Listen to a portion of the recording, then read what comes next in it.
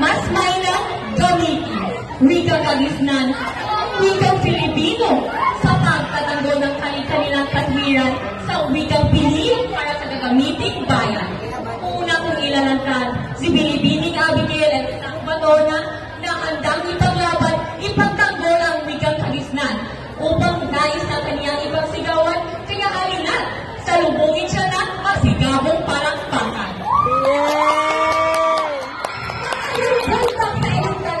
Ako buhay na si Juana Poparin ng wikang pinagitan, pagbati pala, isarap na kakiban, sa pagsigaling sa puso ay kadaling unawaan. Ako, ikaw, tayo na labis pa ng usahan sa sariling kultura at sa bayang kinainan. Di nga ba't may nagamitan sa talangay ang na ating nangyan? Tila mainit itong si Binibining Abigail sa unang tindig panig ng kaniyang iparinig at ipaliwanag ang kaniyang kalaman. Ngunit nagpakinig lang siyang maunawaan, wikang Filipino ay bigyan nating daan. Siya'y halampakan at pagbugayan upang kaniyang panig ay ating ipaglaban upang mawala ang kaba at siya naman ay ganahan. Magandang araw po, pagbati mula sa aking puso. Ako ay Filipino, Filipino ang wika ko. Nandito ako sa isang pagtatal, dito katutupong wikang Filipino din niya gusto. Wikang Filipino, itinigala ni Pangulong Quezon upang mga mamamayan magkamatang na bigkasin. Bakit mahalaga sa atin ang wikang Filipino? Sapagkat tayo ang Filipino mula Batanes hanggang Sulong.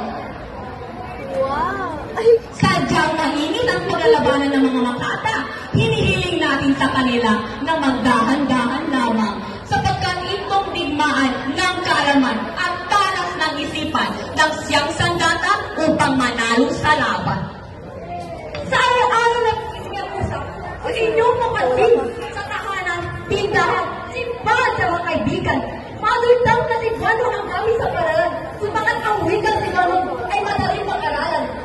Isarang bigkasin ay madaling unawain kung wikang si Juano na mapili ko nang gagamitin. Ligaya ang ating kapit kapag si Juano ating pinag-aral. Kay namin bigkasin, wikang Filipino, kay namin maunawaan ang bawat Pilipino. Kapag ganito rin ako sa wikang Juano na minala natin sa ating mga ninuno. Filipino ang wika sa halos lahat ng asignatura. Ginagamit mga ulo sa kanilang pagtuturo.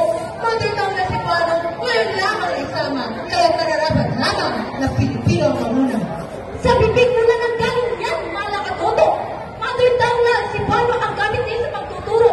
Ibig sabihin, mainang gamitin ang wika si Juano upang mga bata ay matutong palalo. Pasalamat ka nga kay Kalina Nuestro, ipinatupad niya paggamit sa palan si Juano. Ibig sabihin, dapat ipagyamanin, pagkat mga bata ay tuwing paunangin. Ngunit Pilipino pa rin ang gamit sa mga paaralan, sa elementarya, high school, kolehiyo. Maliban lamang sa pagtuturo ay isa pang kurso, kagaya ng aking guro na napakadaluhan.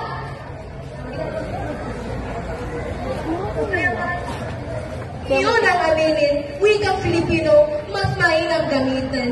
Maliban sa pagtuturo ay isa pang asignatura na ginagamit sa lahat ng eskwela. Matapos marinig ang magkabilang panig, baling nakadiwang kalagtasan ay akin ang titimbangin. Sa paksang inilahad na mas mainang gamitin, kapwa sila'y magagaling at maalam sa kanilang kawikain. Isnan at Filipino ay parehas mahalaga at may magagawa. Wikang kagisnan dapat pagyamanin, lalo na't mother tongue sa Cebuano ay ating ring wikain. Wikang